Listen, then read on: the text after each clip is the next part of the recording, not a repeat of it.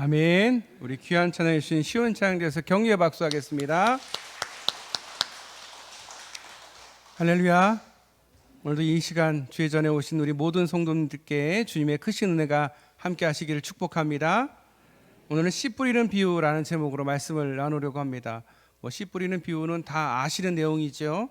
오늘 본문은 여러분이 잘 아시는 비유입니다. 간단히 말하면 한 농부가 밭을 갈고 씨를 뿌리는 이야기입니다. 그 땅들은 대부분 개인 소유의 땅이 아니었습니다. 그 땅은 가난한 사람들이 경작할 수 있는 공유지였을 것입니다. 팔레스타인의 이 공유지들은 대부분 길가에 자리 잡고 있었고 돌과 그리고 가시덤불이 가득한 그런 땅들이었습니다. 당시 사람들은 이러한 열악한 조건에서 이 경작지에 대한 조건과 그 상황들을 굉장히 잘 알고 있는, 익숙해 있는 상황이었습니다. 씨가 떨어진 땅 네 종류로 이야기합니다. 길가의 땅, 그리고 돌이 많은 땅, 가시덤불이 함께 자라는 땅, 그리고 마지막으로 좋은 땅. 씨는 각각 뿌려지는 곳마다 이렇게 세 종류, 네 종류라고 말할 수 있는데, 특별히 이 세 종류는 수확할 수가 없는 땅입니다. 오로지 이 좋은 땅만 수확할 수 있는 땅입니다. 예수님은 비유로 우리 이 사람들에게 하신 의도, 그 의도를 18절 말씀 이후에 설명하십니다. 비유로 말씀하시니 그 이유가 아무나 천국의 비밀을 알게 되는 것이 아니다라는 것, 들으면서도 깨달을 수 없는 것이 비유를 주신 의도다 라고 말씀하십니다. 마음이 완악한 자들은 아무리 천국의 비밀을 이야기해줘도, 들려주어도 알 수 없는 것처럼, 우리도 사람의 말을 잘 이해하려면 상대방의 마음을 헤아릴 수 있어야 합니다. 자기 생각에 빠져 있을 때 우리는 오해하거나 깨닫지 못하게 됩니다. 예수님이 씨 뿌리는 비유에 대해서 해답을 주시면서 알려주시는데, 마음을 열고 주의 말씀을 받으라, 이것이 우리 짧게 이야기하면 주님의 의도인 거죠. 비유에 대한 예수님의 해석은 첫 번째, 길가의 밭, 딱딱한 밭이고요, 쉽게 씨가 싹을 내릴 수 없는 밭입니다. 말씀을 깨닫지 못해 아주 익숙한, 말씀이 오더라도 듣지 않는 너무도 익숙한 딱딱한 땅들입니다. 마음에 뿌려진 것, 하지만 그것이 씨를 못 내립니다. 두 번째, 돌밭에 뿌려진 씨, 곧 싹을 내리지만 얼마 가지 않아 죽습니다. 뿌리가 없어서 견뎌내지 못하고 환난이나 박해가 있을 때 넘어지는 마음. 세 번째, 가시떨기에 떨어지는 씨, 말씀을 들었음에도 불구하고 세상의 염려와 재물의 유혹에 막혀서 결실을 못하는 땅, 그런 마음. 마지막 좋은 땅은 뿌려진 씨, 말씀을 듣고 깨닫는 자는 결실하여서 열매를 맺는 그 땅. 오늘 본문에서는 전통적인 해석은 하나님의 말씀을 받아들이는 인간의 상태에 초점을 맞춥니다. 그러나 예수님이 가르치는 핵심은 무엇입니까? 우리 마음이 아닙니다. 그것은 우리가 살펴야 할 마음입니다. 예수님의 가르침은 하나님의 나라입니다. 하나님이 주로 하신 이야기는 하나님의 나라에 대한 이야기입니다. 그것을 위해서 오셨고 그것을 가르치셨습니다. 그렇다면 우리가 좋은 땅이 되어야 하는 윤리적인 가르침을 배워야 하는 것일까? 아니죠. 윤리적인 것은 중요한 게 아니에요. 우리가 비유의 뜻을 잘 알기 위해서는 예수님이 처한 상황을 잘 알아야 됩니다. 예수님이 그냥 뜬금없이 이 비유를 말씀하신 것이 아니라, 오늘 본문 앞부분에는 무슨 일이 있냐면, 예수님의 어머니와 형제들이 예수님을 찾아왔습니다. 그들이 왔다라는 그 소식을 예수님이 알자 예수님이 누가 내 어머님이요? 누가 내 형제냐고 되묻습니다. 하나님의 뜻대로 사는 자가 내 형제요, 내 자매요, 내 어머니다라는 거예요. 마가복음에 의하면 예수님의 가족들이 예수님을 찾아온 이유는 예수님이 미쳤다라는 소식을 듣고 그를 데려가기 위해서 온 것입니다. 당시 예수님에 대한 많은 오해와 비방의 소리가 있었을 것입니다. 예수님의 가르침과 사역이 사람들에게 인기를 얻지 못하고 있었습니다. 오히려 사람들에게 의문이 생기게 되고 의구심이 많아서 실망하는 상황이 된 것입니다. 그런데 예수님께서 지금 오늘 본문의 말씀을 하신 이유는 그때 예수님을 따르던 사람들 중에 실망한 제자들, 또 그 사람들, 나를 따르는 사람들 중에서 내 말을 이해하지 못하고 따르지 못하는 사람들에게 하신 말씀입니다. 오늘 본문은 예수님의 사역의 모습을 반영하고 있는 모습이기도 합니다. 성과 없는 사역, 그 사역에 대한 마음의 어려움들에 대한 예수님의 가르침, 이런 상황 가운데서도 계속 사역을 해야 하는가? 예수님이 열심히 하나님의 나라를 전하는데 사람들이 받지를 않는 거예요. 이해하지 못하고요, 그것이 뿌리 내리지를 못하는 거예요. 따르던 제자들도 이해하지 못하고 따르던 제자들도 똑같이 하나님의 말씀을, 예수님의 그 말씀을 듣지를 못하는 상황, 그 상황에서 하시는 비유인 거예요. 회의와 실망에 빠져 있는 제자들에게 예수님은 비유로 그들에게 설명하고 있습니다. 너희들이 그 말씀을 잘 듣지 않고 그 말씀이 땅에 떨어져서 60배 100배 열매를 맺지 못하더라도 하나님의 나라는 여전히 계속된다라는 말씀을 하는 거예요. 왜냐? 땅에 떨어졌을 때 그 행방이 네 군데인데 한 곳에서만 열매를 맺는다. 그러니까 열매를 맺는다라는 거예요. 너희가 실망하고 사람들이 수군거리면서 얘기하지만 내가 너에게 전하는 이 말씀은 하나님의 말씀이고 하나님 나라에 대한 말씀이야. 물론 안 듣는 사람들도 있어. 하지만 좋은 땅에 떨어져서 60배 100배 열매를 맺기도 해. 그런 이야기를 하시는 거예요.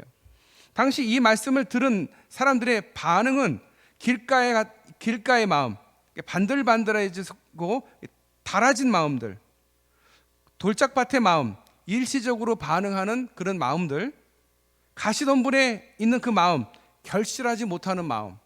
자, 그런 비유를 들으면서 사람들은 그렇게 그럴 거야 하는 생각을 했을 것입니다. 씨를 뿌리면 그것을 반드시 좋은 땅에만 뿌려지는 것이 아니다라는 사실을 사람들에게 알리고 있는 거예요.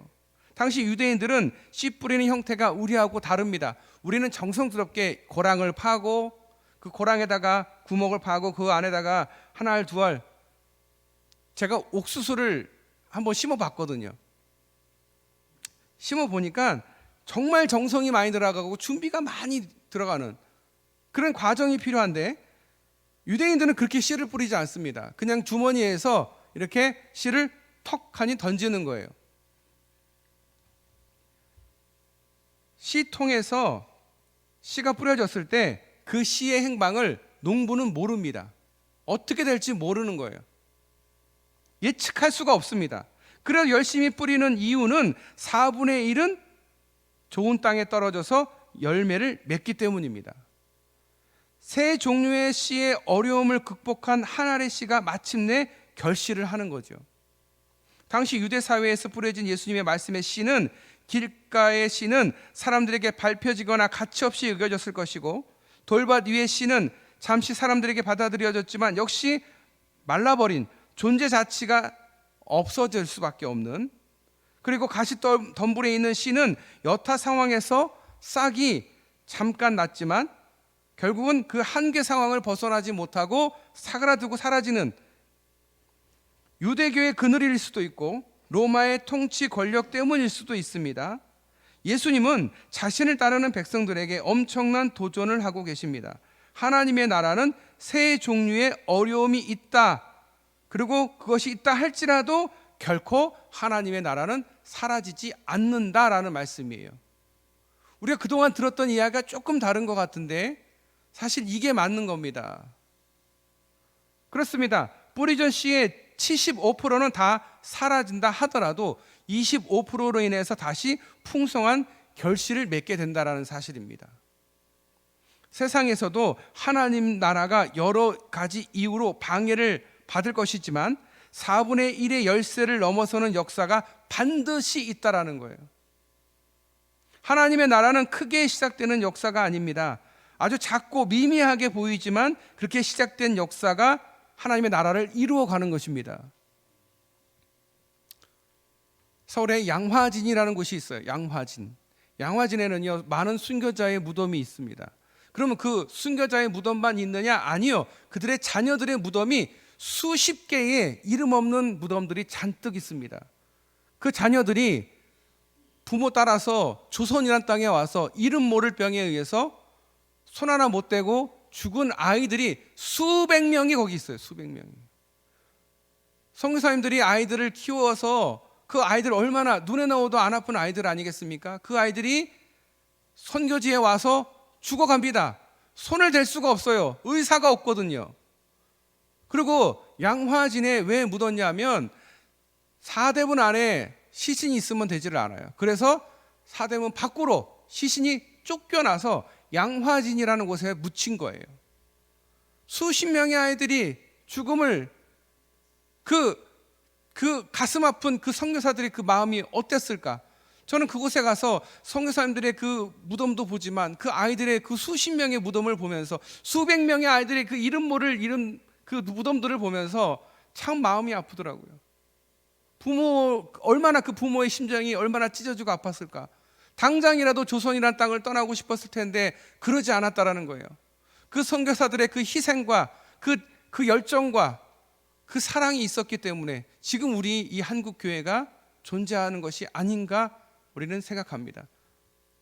그들의 희생이 분명히 있었다라는 것. 그 시작은 미약했지만 여러분 희생이 없이 어떤 것도 얻을 수 없습니다. 주님의 희생이 없었다면 우리는 구원받지 못합니다. 예수 그리스도의 십자가는 희생의 결과입니다. 우리에게 보여줍니다. 이렇게 해야 돼. 믿음이라는 건 이것이야. 사랑이라는 것은 이것이야. 사랑이라고 말하지만 희생이 따르지 않는 사랑은 의미 없는 거야. 그것은 거짓이야. 내가 너희를 위해서 십자가를 진다. 왜? 내가 너희를 사랑하니까. 그런데 그 사랑이라는 것은 하나님이 사랑이고 사랑이 하나님이 동시에 이웃사랑도 같다라는 거예요. 하나님을 사랑합니다라고 생각하면서 말하면서 이웃을 사랑하지 않는다? 그것은 가식이에요. 가증한 거예요. 하나님을 사랑하는 것이 곧 사람을 사랑하는 거예요. 사랑할 만한 사람을 사랑하는 것이 아니라 하나님이 사랑한 그들을 사랑하는 것이 사랑이에요. 그 주님이 그들을 위해서 그렇게 피 흘려 돌아가셨거든요. 그것에 대해서 우리가 저 사람은 사랑받을 사람이야. 아니 저 사람은 별로 사랑받을 가치가 없어. 그런 기준을 우리는 가질 수가 없는 거예요. 왜? 주님께서 하신 일이거든요. 이 비유를 통해서 하나님의 말씀이 어떻게 이 땅 가운데 임하고 그 말씀이 변함없이 우리 가운데 임한다는 것을 알 수가 있습니다.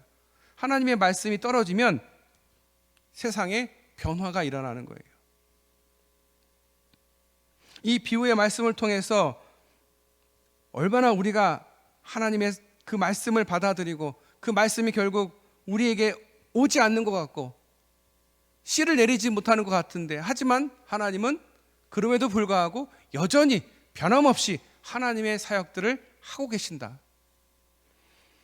현재 미국을 움직이는 사람은 약 800명 정도라고 합니다. 미국의 인구가 2020년 기준으로 약 3억 4,100만 명이라고 합니다.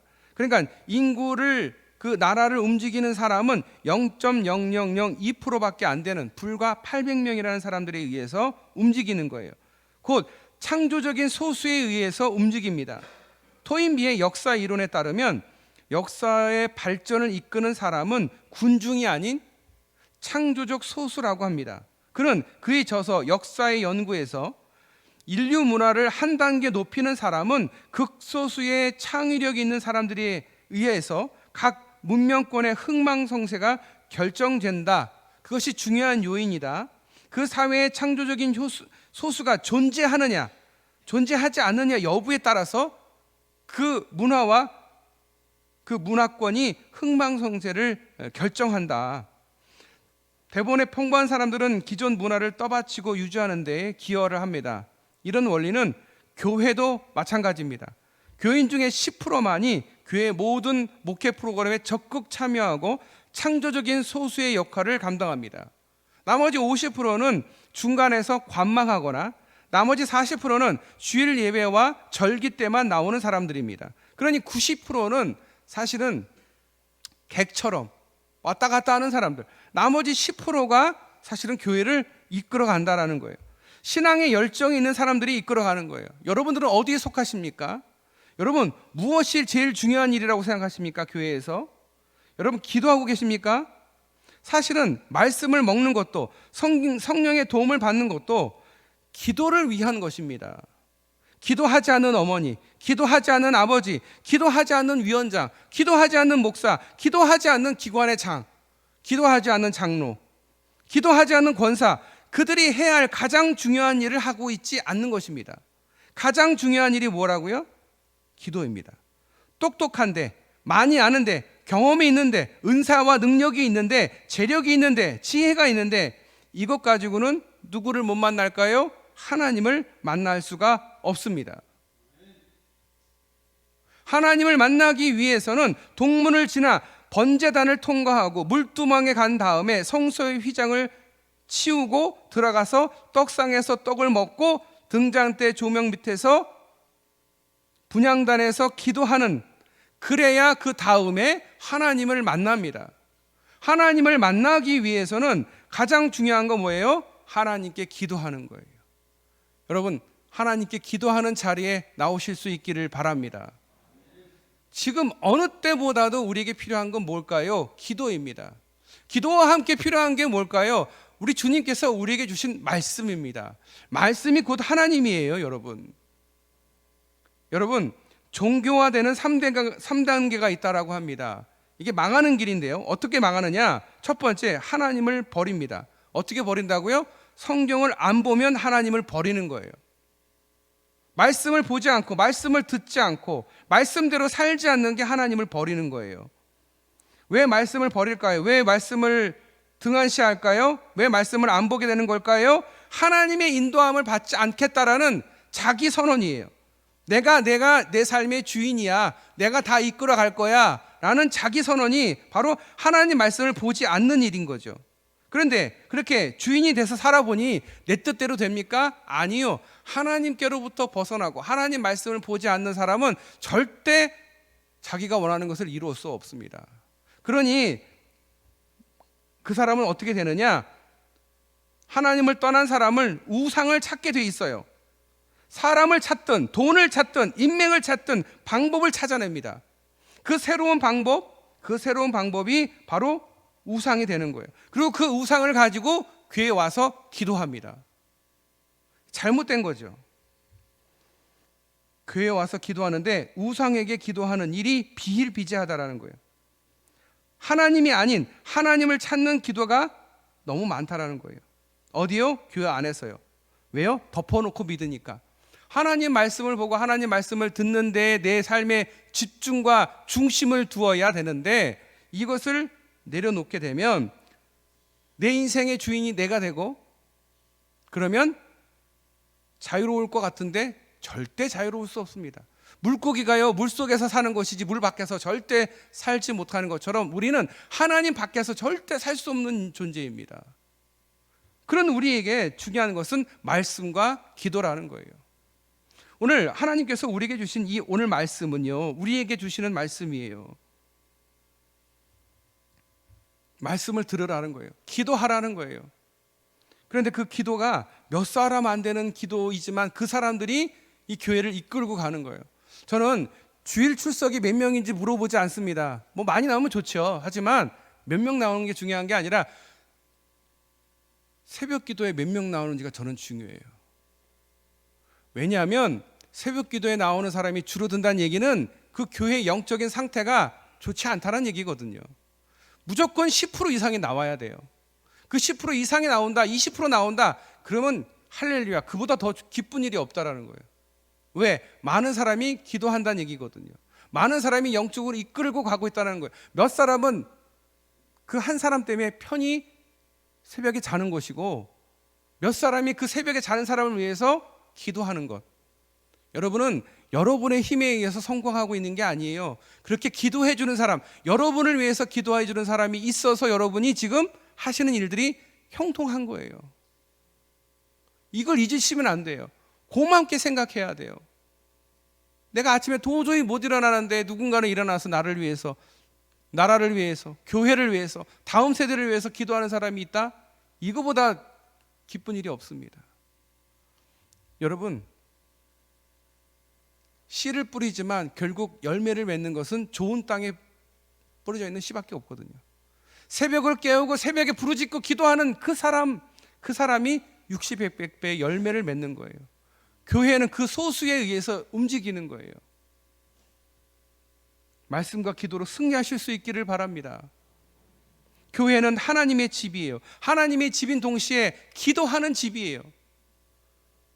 교제하고 내 이름을 높이고 그런 곳이 아니에요. 교회는 기도하는 곳이에요. 말씀을 듣는 곳이에요. 말씀을 듣고 그 말씀으로 기도하는 것이 교회입니다. 교회가 교회다울 수 있도록 여러분 함께 기도에 동참하실 수 있기를 바랍니다. 우리 6월 달에 이제 항존직 선거를 해야 돼요. 새롭게 10년, 20년을 이끌어갈 리더들을 뽑아야 되는데 여러분 기도해 주세요. 여러분의 기도가 필요해요. 여러분의 기도가 60배, 100배 열매를 맺을 줄 믿습니다. 요즘 교회가 신뢰를 잃어버렸어요. 이 어려운 시대에 소망이 도대체 어디 있겠습니까? 4분의 1에 해당하는 씨앗, 그 씨앗 같은 삶을 사는 이들에 의해서, 극소수에 의해서 결국은 이 세상이 유지되어 가고 있는 거예요. 그 사람의 기도가 없다면, 그 사람들의 희생이 없으면 이 세상이 아마 미쳐 돌아갈 거예요. 뉴스를 보면 저게 정상인가? 비정상인 사람들이 너무 많아요. 남을 사기치고 속이고 사람을 죽이고 괴롭히고 전혀 정말 양심의 가책을 못 느끼는, 사랑하지 않는 사람들, 여러분 그들을 위해서 여러분 기도해야 됩니다. 기도가 사랑입니다. 그래야 너도 살고 나도 살고 우리도 사는 거지. 정말 우리가 기도하지 않으면 이 세상이 더 악해지고 더 우리를 더 힘들게 할 거예요. 그러지 않도록 우리가 깨어서 기도할 수 있기를 바랍니다. 기도하겠습니다. 하나님, 우리 씨 뿌리는 비유를 통해서 하나님이 주시는 그 말씀이 이 땅 가운데 어떻게 임하고 또 어떻게 그것이 씨를 뿌리고 그 씨가 자라서 뿌리를 내리고 60배, 100배의 열매를 맺는 것이 하나님의 법칙이고 하나님의 계획이고 경륜임을 오늘 말씀을 통해 배웁니다. 우리 교회가 적은 인원이지만 이 새벽을 깨우며 기도하고 있습니다. 더 많은 이들이 함께 새벽을 깨우며 영적으로 깨어 이 나라와 이 민족을 위해서, 교회를 위해서, 선교를 위해서, 다음 세대를 위해서, 남북한을 위해서 기도할 수 있도록 주여 깨워주시고 불러주시옵소서. 말씀과 기도로 무장하게 하여 주시옵소서. 우리가 어느 때보다도 혼란스러운 이 세상 가운데 하나님께 기도할 수 있는, 그래서 좋은 땅으로서의 역할을 할 수 있도록 우리 성도들을 축복하여 주시옵소서. 오늘도 우리를 사랑하시고 구원하신 예수님의 이름으로 간절히 기도드려옵나이다. 아멘.